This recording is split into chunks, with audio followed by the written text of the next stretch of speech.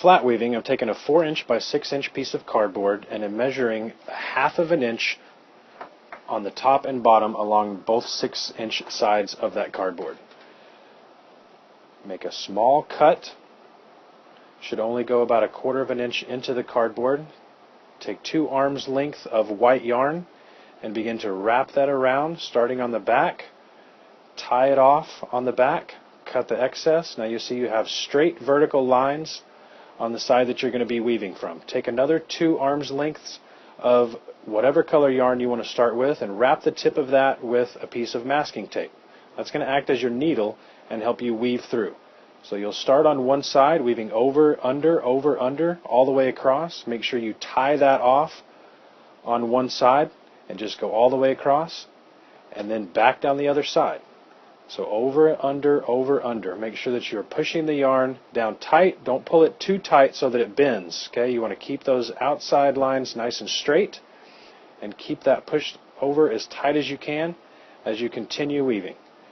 Now you've got however much yarn you started with. You can continue weaving until that yarn is done, or if you think that that color stripe is wide enough, you can tie it off whenever you wish. Okay, if you run out of yarn and want to continue with the same color, you can just tie it off and then get another strand of the same color and continue the same way. Now once I'm done with that color, I want to make a loop around the end white piece of yarn and tie that off into a knot. Pull it nice and tight and cut off the excess. Now to change colors, I'll take a new color of yarn, wrap the end of it with masking tape the same way I had begun before, and find a place to start. Now you want to make sure that your weaving continues over, under as you go across. So double check, tie off the end of that yarn, keep your strands pushed together, and you can continue with the same process, going back and forth, back and forth.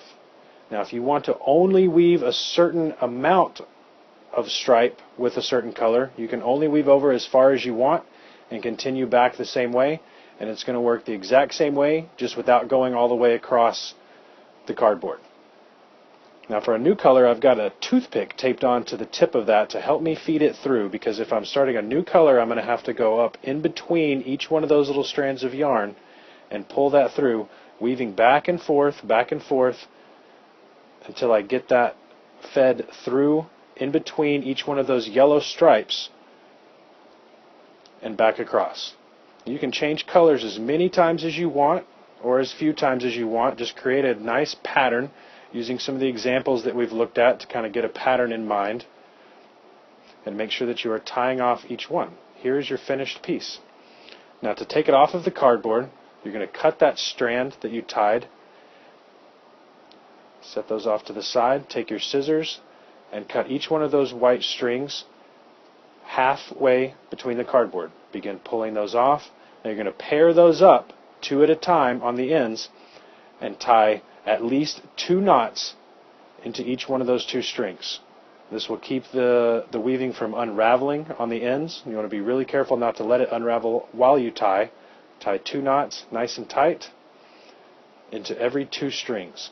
Now when you get to the end, you'll have an odd number of strings, so that last one you're going to have to tie and then just take the last string and tie it off to another one of the white strings. Now you can leave those as fringe, you can trim them off.